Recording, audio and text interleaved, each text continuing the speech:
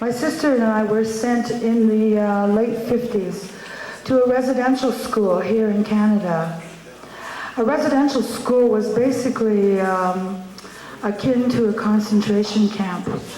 I was 9 and she was 4, and we spent 4 years of our lives there. Originally, we thought it would be wonderful because we would be like everyone else. We'd have an education, we'd be able to do things, miraculous things, different things, than live continuously in poverty. But we found out that we were left impoverished by the residential school. My sister today is in her early 40s and she's taking psychoanalysis or therapy because she completely wiped out her childhood. The residential school was tough on her. It was tough on me too, but I chose to remember. Residential school. School was a fantasy, do you remember, Jean? Before we left, we'd even have our own desks. They'd be beautiful and make us so wise. We'd be grown up. Do you remember, Jean, how pretty and grown up we'd be? Everyone would praise us, our accomplishments, tell us how proud they were. Do you remember, Jean? We both knew we knew nothing. Nobody had to tell us that. We were more than willing to learn. We'd make Grandma so proud of us. She'd hold a feast in our honor. Do you remember, my little sister? Once we arrived, do you remember the misery, the total uncertainty, the absolute end of our hope? How stupid those teachers made us feel, prompting at every turn in the road, making us hate that language, them, and that school. When we returned, we weren't Grandma's girls anymore. We were strangers. The pain of separation, suffering, of being totally alone, all by ourselves, with only each other. Do you remember, Jean?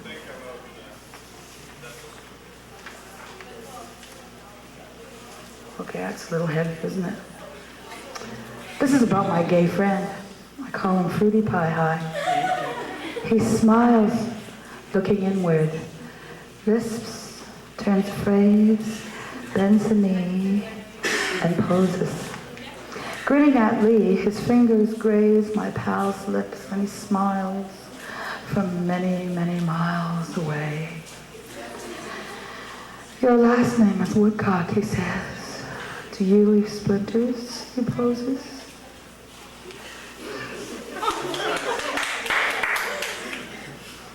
I like poking fun. There's a certain... This next one is about child abuse. I worked for the Institute for Prevention of Child Abuse a couple of years ago. And I started out writing this with the hope that I could say something grand and wonderful and marvelous, and it would be a real statement. But inside of me, there's a 5-year-old that always kicks stuff around. And this is called Generic Food for Thought. You're the victim. It's your fault. You enticed that man. If you ever do that again, I'll beat you black and blue. But Uncle Alan kept getting me alone, scaring me, saying he'd tell if I didn't do what he wanted. My mommy and daddy would beat me. That's when, to wit, I started dreaming the nightmares about being suffocated by a gigantic tit.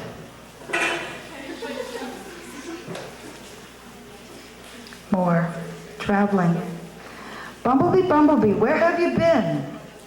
Why, I've been to Toronto to see the queens. Some are brown, some are pink, but they all wear clothes that are too tight. They shake some dribbles and don't mind at all if you grab their buns and take a bite.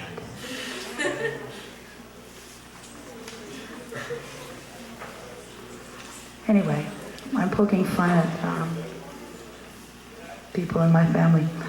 I have a brother, my youngest brother is 27 years old. He's dying from AIDS. He's in Casey House right now. And this is for him.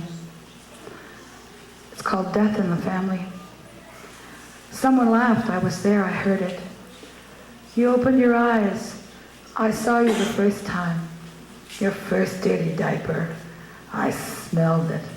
P.U. Changed it. I know. I was there. Your first tooth. Your first bite into solid food. An apple. I saw it. I cheered for you. I was there. Someone laughed. I was there. I heard it. Little boys' toys put away forever. Changes. Adulthood was here to stay. I know. I was there. Delightful first love. Scary first fight. My God, heavens above. I was there. I was right. Someone laughed. I was there. I heard it. Moments of joy, excitement, moments of peace. I was there almost every time. You were part of that conspiracy of silence. Now you tell me you're going the way of that dread disease, thankful for final release. Damn it, how dare you die on me now? Don't you know you'll be missed? There'll be no one left to gossip about. Someone laughed. I heard it. I'm here. Don't go, damn it. I love you.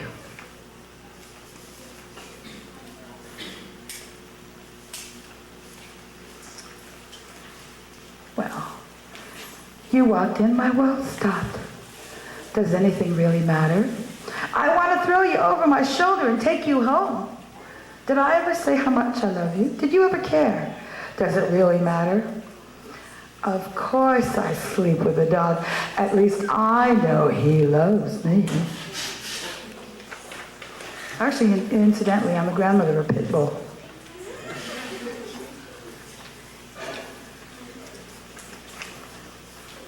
Okay.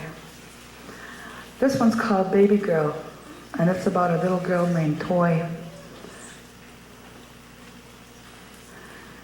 Cupid doll beauty, perfect fingers, jelly bean toes, brown button nose, milk breath lingers, our black-haired cutie. Taste, she puckers her open mouth, please. She shows baby teeth.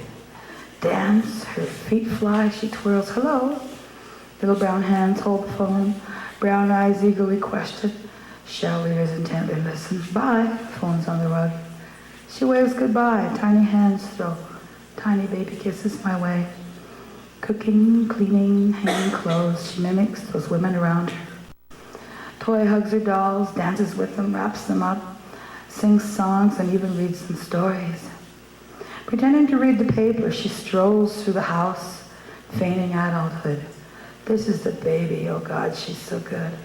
Toy brings to our dull, boring lives happiness, brightness, and joy.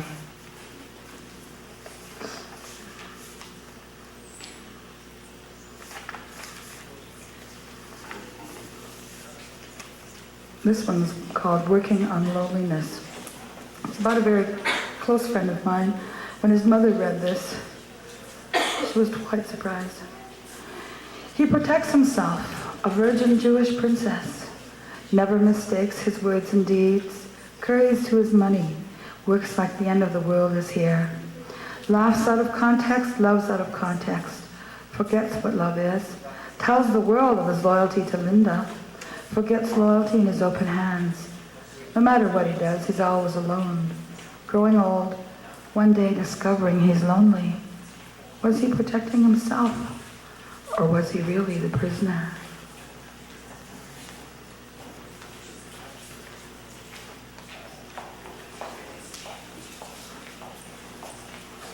Want to laugh? This is called a one-sided attraction or incident in an elevator.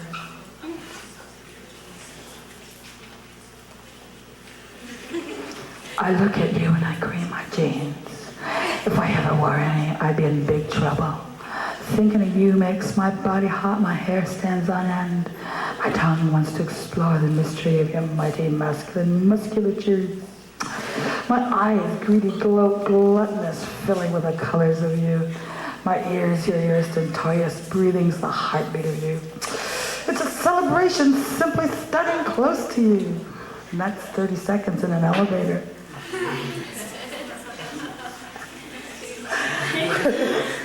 Okay. All right. I've lived in Toronto since probably a couple generations before any of you guys were even a sparkle in anybody's eyes. I moved here in 1966, and Toronto is indeed my home. And I've written this about Toronto, my home. You're a beautiful face, a beautiful frame of mind. Wonderful city of trees, harboring those with needs for protection so kind. Sheltering from a hurtful place. I know and I see your history, towering forests far above the lake, an affair of love. Prehistory roaming on the air and ground, people coming, turning everything around. The bustle and hustle of my town, the high-rises and buildings all surround a people who care about clean water, sunshine, and unpolluted air.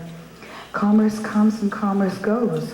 Some folks stick it up their nose, have a very good day in a socially pleasing way. Different sights, sounds, and smells on each block, a world distilled. From countries far and distance and time, each neighborhood can still afford to be kind. My town is a place of color and light, too good sometimes, never right. Beauty in the eyes of a people seeing forever, lives in wonder keeping. My home, Toronto. Thank you.